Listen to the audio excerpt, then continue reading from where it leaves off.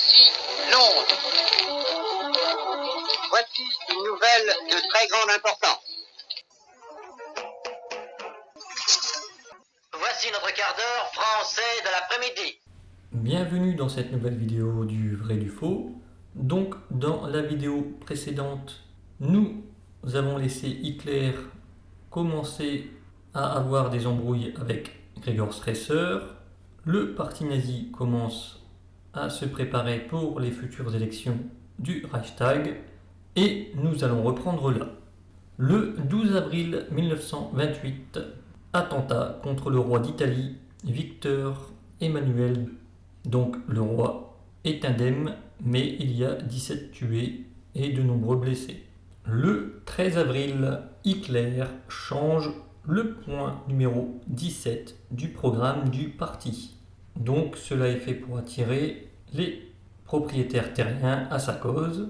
Donc l'ancien point 17 du parti disait « Nous exigeons une réforme agraire conforme à nos exigences nationales et la promulgation d'une loi d'expropriation des propriétaires sans compensation de tout terrain nécessaire à l'objectif commun, l'abolition des loyers au sol et l'interdiction de toute spéculation foncière. » Et le nouveau point 17 dit « Étant donné que le NSDAP admet le principe de la propriété privée, il va de soi que l'expression « confiscation sans compensation » fait simplement référence aux pouvoirs légaux possibles pour confisquer, si nécessaire, des terres illégalement acquises ou non administrées conformément au bien-être national.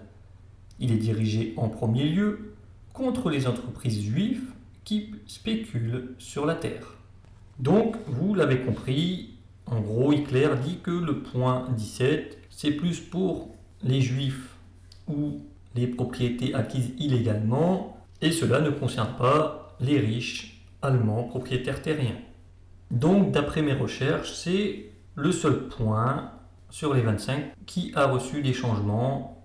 Donc, cela créera un peu plus le fossé entre Hitler et Gregor Stresser, et certains membres de l'ASA commencent à être énervés, ce qui apportera, comme vous l'avez vu dans la vidéo DSA, des futures rébellions. Le 25 avril, le meeting électoral du ministre des Affaires étrangères Gustav Stresemann à Munich est perturbé par les nazis. Donc pour ce mois d'avril, Martin Bormann est chargé des finances du parti nazi en Thuringe et il devient un des membres importants du commandement de l'ASA. Pour ce mois d'avril également, Hitler, pour son anniversaire, reçoit un nouveau chien. Donc, comme vous pouvez le voir, c'est Mouk. Donc, ne pas confondre avec la photo que j'avais fait montrer il y a quelques épisodes où il y avait Blonda et ici la Mouk. Donc, comme je vous l'ai déjà dit, Hitler s'est déjà retrouvé avec plusieurs chiens en même temps. C'est juste que sur les photos, principalement, on le voit toujours avec un seul chien. Donc ce chien sera offert par son ancien garde du corps, Ulrich Graf. Donc si vous vous souvenez bien, c'est lui qui s'est pris des balles à la place d'Hitler et de Ludendorff lors du putsch. Donc petite particularité pour ce chien. Donc comme vous pouvez le voir sur la photo, on dirait un chien malheureux, mais il faut savoir que c'est un chien avec un gros caractère. Et nous avons une histoire qui est racontée par Maria Reiter sur un événement qui l'a un peu surprise. Donc elle disait qu'elle baladait avec Hitler, donc les chiens d'Hitler dans le parc avec elle et le chien de ses parents. Et Hitler, bon, comme elle le connaît, il est plutôt gentil, plutôt doux. Et là, à un moment donné, le chien Mouk se met à se battre avec Blonda. Et là, le comportement d'Hitler, c'est qu'il attrape les deux chiens par le cou et il se met à crier dessus comme un fou. Donc, ce qui a le pouvoir de calmer les chiens. Et justement, sur ce coup-là, elle est choquée parce que juste après, il redevient calme et il dit en gros, excuse-moi pour ce comportement, mais j'étais obligé. Et bon, elle a été choquée. Donc, je me suis dit que c'est peut-être à cause de cette scène que dans le film Hitler, la naissance du mal, nous pouvons voir Hitler taper son petit chien du début comme un malade. Donc peut-être que le réalisateur ou le producteur a fait un raccourci en pensant que Hitler était un fou avec les animaux. Donc je dis bien peut-être. Donc juste pour dire en fait que cette technique, c'est une technique des dresseurs de chiens. Donc je ne sais pas dans le civil, mais je sais qu'à l'armée, quand des chiens commencent à se disputer ou avoir un gros caractère, le maître le prend par le cou et se met à gueuler dessus, pour faire montrer en gros qui est le maître. Et je connais dans mes amis un dresseur de chiens pour l'armée, et justement il me dit que c'est comme ça aussi qu'il a fait pour dresser les chiens les plus, on dira, les moins sociables. Donc généralement c'est sa spécialité. Dès qu'il y a un chien qui a un fort caractère et qui n'est pas sociable et qui s'attaque à n'importe qui, c'est lui qui le dresse, et la technique, c'est comme Hitler il est fait avec ses chiens. Donc par exemple, ça sort un peu du contexte, mais c'est pour que vous compreniez un peu la mentalité d'Hitler. Mon copain qui est à l'armée, justement, il prend un chien qui n'est pas sociable du tout, et il rentre dans la cage de l'autre chien qui n'est pas sociable. Donc les deux chiens, dès qu'ils sont ensemble, ils se mettent à vouloir se mordre, et là il les attrape tous les deux par le col, et il crie comme un fou dessus. Et après les chiens, ils peuvent être ensemble dans la cage, et ils ne se battent plus ensemble. Et une autre histoire que Maria Reiter raconte aussi, c'est que Hitler, à un moment donné, encore le chien Mouk, s'est mis à mordre Maria Reiter. Il lui a mordu la main, et Hitler, qui se balade toujours avec son pistolet, a sorti le pistolet et a dit « je vais la battre ». Donc Maria Reiter, encore une fois, elle a été choquée, et elle a dit à Hitler de ne pas le faire, que c'était pas grave, c'était une petite morsure, que le chien ne voulait pas être méchant. Et Hitler s'est laissé attendrir par Maria Reiter et n'a pas abattu le chien. Donc là, est-ce que Hitler était sérieux et allait abattre le chien? Ça, c'est une autre question. Ou est-ce que c'était pour faire montrer que Maria Reiter comptait beaucoup pour lui et plus que son chien? Bon, ça après, nous n'étions pas dans sa tête. Mais encore une fois, j'en reviens avec l'armée. Il faut savoir qu'un chien militaire, quand il mord un être humain, donc je ne parle pas quand il attaque, parce que c'est un chien de guerre, donc quand on lui dit d'attaquer quelqu'un, il attaque. Je parle que quand il se met à mordre son propre maître, ou sans raison un autre soldat qui est sur la base, donc il semblerait que c'est dès qu'il mord 2 fois, la troisième, il est piqué. Donc c'est des règlements militaires, c'est comme ça. Et donc Hitler, dans son comportement, adopte celui d'un dresseur militaire. Cela est confirmé aussi par un sergent-chef qui était à l'Obersalzberg et qui lui était chargé de s'occuper des animaux du chalet d'Hitler.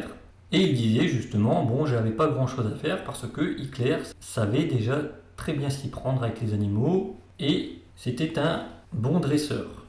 Donc là aussi, dommage que les historiens ne se sont pas penchés là-dessus, mais Hitler déjà, son petit chien pendant la Première Guerre mondiale, il l'avait très bien dressé et il avait ce don. Donc il faudrait savoir si avant la guerre ou quand il était petit, s'il n'a pas été en contact justement de dresseurs de chiens, ou à moins que c'était inné chez lui, mais il savait très bien s'y prendre avec les animaux. Donc voilà pour la petite histoire de Mouk. Donc encore une fois, comme je vous l'ai dit, c'est pour un peu plus connaître la personnalité d'Hitler, non pas pour le défendre, mais juste pour dire que ces gestes ne sont pas illogiques, ça suit une logique de dresseur militaire. Pour ce mois d'avril, Goebbels nous dit qu'il est pris à partie par 3 femmes, et il dit « Et je ne puis me défendre en tant qu'homme contre ces 3 femelles. De plus, et comme toutes les femelles, elles sont illogiques, donc incompréhensibles. » Également pour ce mois d'avril, Goebbels est condamné à 3 semaines de prison. Le procureur demandait 2 mois, mais Goebbels n'ira pas en prison. Donc à savoir que Goebbels reçoit énormément de condamnations pour injures, diffamation, appel à la violence, etc. Et il ne fera aucun passage en prison. À chaque fois, il est amnistié ou ses condamnations sont suspendues après un appel. Mais il devra payer à chaque fois de lourdes amendes. Le 19 mai, la veille des élections pour le Reichstag, Hitler proclame « Si le destin nous donne le pouvoir, nous l'utiliserons pour purifier la nation de ses ennemis et nous espérons que Dieu nous donnera la force de marcher vers le destin ultime sur cette terre. » Le 20 mai, c'est les élections pour le Reichstag. 32 partis différents se sont présentés et le taux de participation est très faible. Donc, il faut vous imaginer que les gens, ils en ont marre. À chaque fois, le Reichstag est dissous, il se remet, il est dissous à nouveau, ils en font à nouveau. Donc les gens, ils en ont marre d'aller voter toujours pour la même chose. Donc ce ne sera pas une victoire pour le parti nazi, ils ont un très faible score. Ils ne recevront que 2,6% des voix, donc un peu plus de 800 000 personnes sur 31 millions de votants. Mais le parti nazi obtiendra 12 sièges au Reichstag. Donc dans les plus connus, il y aura Goebbels, donc ce qui évitera la prison pour Goebbels parce que sera député. Il y aura Göring, donc comme je vous l'ai dit, Göring râlait auprès d'Hitler. Hitler lui a dit que si il y avait plus de 7 sièges, il allait avoir sa place. Il y aura Robert Lee, le général Ritter von Epp, Gregor Stresser, Frick, Feder, etc. Comme vous avez pu le constater, Stresser a quand même un siège. Donc bien qu'avec Hitler, ils se prennent la tête, ils ne sont pas d'accord sur tout, ils avancent quand même ensemble dans la même direction pour le parti. Ces 12 personnes, pour l'instant ils ne sont que 12, mais leur objectif est de mettre le bordel dans le Reichstag. Donc comme je dis, le bordel c'est légalement en s'opposant à toutes les lois qui seront demandées à être passées. Donc Goebbels dira « Je ne suis pas membre du Reichstag, je suis simplement détenteur de l'immunité, détenteur d'une carte de transport gratuite. Que nous importe le Reichstag? Nous avons été élus pour nous opposer au Reichstag, et nous exécuterons en effet le mandat de la manière que nos électeurs souhaitent. » Et Göring dira à peu près la même chose, il dira « Mon objectif au Reichstag était de m'opposer à toute loi. » Donc pour ces élections également, les social-démocrates accusent le NSDAP d'être financé par Mussolini contre la promesse de la cession future du Sud-Tyrol à l'Italie. Donc malheureusement, je n'ai pas trouvé de confirmation si cela est simplement une attaque d'un parti adverse ou est-ce que cela est la réalité. Ce qui est sûr, c'est que Hitler laissera le Sud-Tyrol à l'Italie. Et pour ces élections, le parti communiste a été plus fort que celui d'Hitler. Ils ont fait 10,6% des voix, soit un peu plus de 3 millions de personnes. Donc ils ont 54 sièges au Reichstag. Karin Göring dira, donc la femme de Göring, « C'était vraiment triste de voir autant de gardes rouges. Ils ont fait des progrès sans précédent et occupent un nombre colossal de sièges au Reichstag. Ils étaient dans leur uniforme, portant des étoiles juives de David. Des étoiles rouges, c'est la même chose, et des brassards rouges, généralement jeunes et impatients de se battre.